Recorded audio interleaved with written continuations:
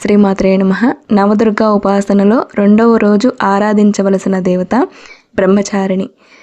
ఉదయము సాయంత్రం కూడా తప్పకుండా నవదుర్గా స్తోత్రం అనేది తప్పకుండా చదువుకోండి. నేను ఇచ్చాను, చూసి చదువుకోండి. అసలు ఈ దుర్గా అన్న నామం మనం పలికినంత మాత్రం చేతనే ఎటువంటి ఫలితాలు కలుగుతాయి, ఈ దుర్గా నామం యొక్క విశిష్టత ఏమిటో తెలుసుకుందాం. ముందుగా దుర్గా దు ప్లస్ ఓ. రాక్షసుని మనం చూడాలి అని అంటే అన్ని యుగాల్లో వారికి ఒక చూడగలుగుతాం, వీడు రాక్షసుడు, వీళ్ళు దేవతలు, వీళ్ళు అనేసి మనం చూడగలుగుతాం. కానీ ఈ కలియుగంలో ప్రతి మనిషిలోనూ ఈ రాక్షసత్వం అనేది ఉంటుంది. అది గుణం అన్నమాట.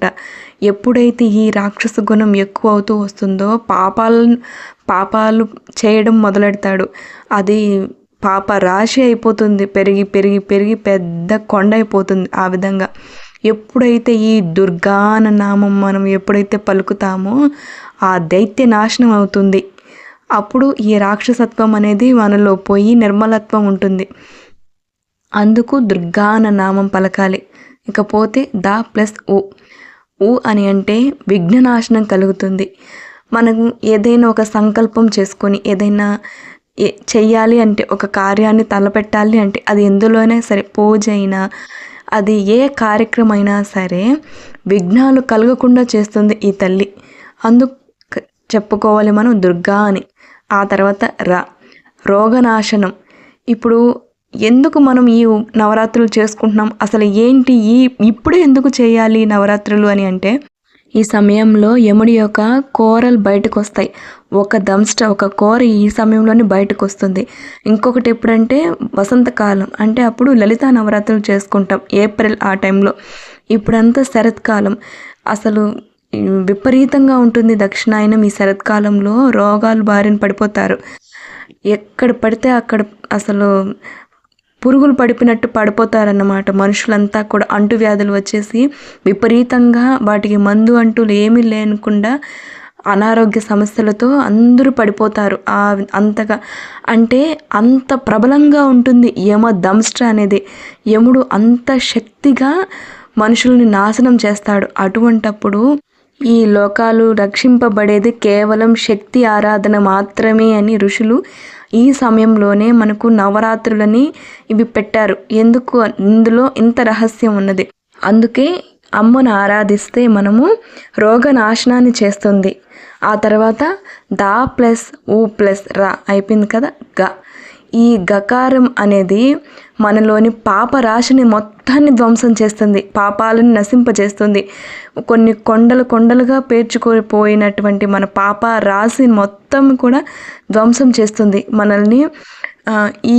ఎప్పుడైతే ఈ పాపం పోతుందో మనము ఒక ఆధ్యాత్మిక మార్గం వైపు మనం వెళ్ళినట్లయితే, అమ్మను ఆరాధిస్తూ వెళ్ళినట్లయితే మనకు ఉత్తమ గతులు కలుగుతాయి. మనకు మోక్షం తర్వాత ముందు ఇంకొక జన్మ మనకు రావాలన్నా కూడా ఒక మంచి ఉత్తమమైన జన్మ కలుగుతుందన్నమాట. అందుకు మనం ఆ దుర్గాని ఆరాధించాలి. ఆ తర్వాత ఆ దుర్గా ఈ అన్న శబ్దమే రాక్షసులను సంహరిస్తుంది. ఎందుకు? మనల్ని రక్షించడానికి. అసలు ఈ దుర్గా అవతారం, దుర్గా అన్న నామం ఏ విధంగా వచ్చింది అని అంటే దుర్గమాసురుని సంహరించినందువల్ల. ఈ దుర్గా కథ గురించి ఈ అష్టమి తిథి నాడే, ఆశ్వేజ మాసం అష్టమి తిథి నాడే ఆ దుర్గమాసురుని సంహరించింది కాబట్టి దుర్గాష్టమిగా మనం జరుపుకుంటాం. ఎవరి దుర్గముడు అసలు ఎందుకు ఈ రాక్షసుడిని అమ్మ సంహరించింది, దుర్గగా ఎలా వచ్చింది అనేది మొత్తం కూడా నేను వీడియో చేశానండి, డిస్క్రిప్షన్లో ఇస్తాను, చూడండి. ఆ కథ అంతా చాలా బాగుంటుంది. సరే, ఇకపోతే ఈ నవదుర్గా ఉపాసనలో మనం రెండవ రోజు బ్రహ్మచారిణి. ముందుగా ఈ అమ్మవారి ధ్యాన శ్లోకం చూసినట్లయితే, దదానాకర పద్మాభ్యాం అక్షమాల కమండలు దేవి ప్రసీదతుమై బ్రహ్మచారిణి అనుత్తమ. అంటే ఈ అమ్మవారి చేతుల్లో పద్మాలు, అక్షమాల, కమండలము ఇవి పట్టుకొని ఉందంట. అంతేకాకుండా ప్రసన్న వదనంతో అందరినీ అనుగ్రహిస్తూ ఉంటుందంట. ఏ విధంగా? మామూలుగా ఈ బ్రహ్మచారిణి ఈ స్వరూపం అమ్మ మనం నిన్న చెప్పుకున్నాం, బాలా త్రిపుర సుందరి. అంటే హిమవంతుడి ఇంట అమ్మ బాలగా జన్మించింది కదా, ఆమెయే బాలా త్రిపుర సుందరి. తర్వాత ఈ అమ్మ బ్రహ్మచారిణి అంటే స్వామి కోసం స్వామిని వివాహం చేసుకోవడానికి అమ్మ తపస్సుకు ఉన్నటువంటి స్వరూపం అన్నమాట. ఈ స్వరూపాన్ని ఎవరైతే ఆరాధిస్తారో వాళ్ళకి బ్రహ్మజ్ఞానాన్ని ప్రసాదిస్తుంది. అంతేకాకుండా ముఖ్యంగా పిల్లలకి వాళ్ళ యొక్క సెల్ఫ్ కాన్ఫిడెన్స్ని ఇస్తుంది. అంతేకాకుండా వాళ్ళు గోల్ రీచ్ అయ్యే విధంగా చేస్తుందనమాట. లక్ష్య సాధనకి అమ్మ తోడ్పడుతుంది. దాంతోపాటుగా ఈ కాలం చూస్తున్నాం, ఎంతో పిల్లలు తప్పుదారి పట్టేసి ఏదేదో చేసేసుకుంటారు. ఎన్ని న్యూస్ చేస్తున్నామో బాధేస్తుంది. అటువంటప్పుడు మనము మన పిల్లలకి ఏం నేర్పాలి?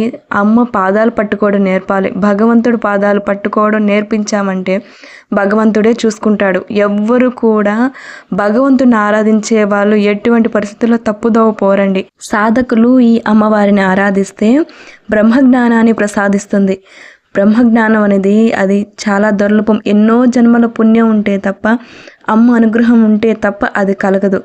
సరే, ఇకపోతే ఏ విధంగా చేయాలి ఈ అమ్మ ఆరాధన అంటే, నేను ధ్యాన శ్లోకం చెప్పాను కదండి, ఆ శ్లోకాన్ని మనం పూజ చేసేటప్పుడు 24 సార్లు కానీ, 108 సార్లు కానీ, 1008 సార్లు కానీ పుష్పార్చన కానీ కుంకుమార్చన కానీ చేసుకోవచ్చు. అదేవిధంగా ఒకవేళ ధ్యానం చేయాలి అని అనుకుంటే అమ్మవారిని ఇప్పుడు నేను ఇమేజ్ పెట్టాను కదా, ఈ చిత్రాన్ని మీరు గూగుల్లో సెర్చ్ చేసుకొని ఈ అమ్మవారిని దీక్షగా చూడండి. బాగా కాసేపు చూస్తే అమ్మ మనసులో నిండిపోతుంది. ఆ ఇమేజ్ అనేది అట్లే ఉండిపోతుంది. అప్పుడు మనం నాభి కింద ఆ స్థానంలో మనం ధ్యానించాలన్నమాట. మనం అక్కడ కనుక ధ్యానిస్తూ ఈ శ్లోకాన్ని చెప్పుకోగలిగితే అద్భుతమైన ఫలితాలు ఉంటాయండి. అది నేను మాటల్లో చెప్పలేను. ఇంకొక రహస్యం ఏమిటంటే, ఎప్పుడైతే మనం ఈ నవదుర్గలను ఆరాధన చేస్తూ ఉంటామో మనకు తెలియకుండానే ఇంట్లో కూడా ఐశ్వర్యం అనేది అభివృద్ధి అవుతూ ఉంటుంది. ఈతి బాధలు తొలగుతాయి, ఆరోగ్యం బాగవుతుంది, మనసు ప్రశాంతంగా ఉంటుంది, నిర్మలంగా ఉంటుంది, వైరాగ్యంగా ఉంటాము, దేనికి అంటనంటుగా ఉంటామన్నమాట. అంటే బాధ్యతగా ఉంటూనే సాధనలో మనం ముందుకు వెళ్తూ ఉంటామన్నమాట. నవరాత్రులు ఎవరైనా చేయలేని వాళ్ళు ఏ విధంగా చేసుకోవాలి అని అంటే, ధ్యానం చేసుకోండి. ధ్యానం అసలు ముఖ్యమైనదే ధ్యానం అమ్మని చేరడానికి చెప్పాలంటే. పూజ అనేది మనకు భక్తి కుదరడానికి మాత్రమే అని తెలుసుకోండి. అమ్మను ఈ శ్లోకం చెప్పకుండా ఈ అమ్మవారిని చూస్తూ శ్రీమాత అని మనసులో ధ్యానించుకుంటూ ఇలా చెప్పగలిగితే అద్భుతమైన ఫలితం ఉంటుంది. శ్రీమాత్రే నమః.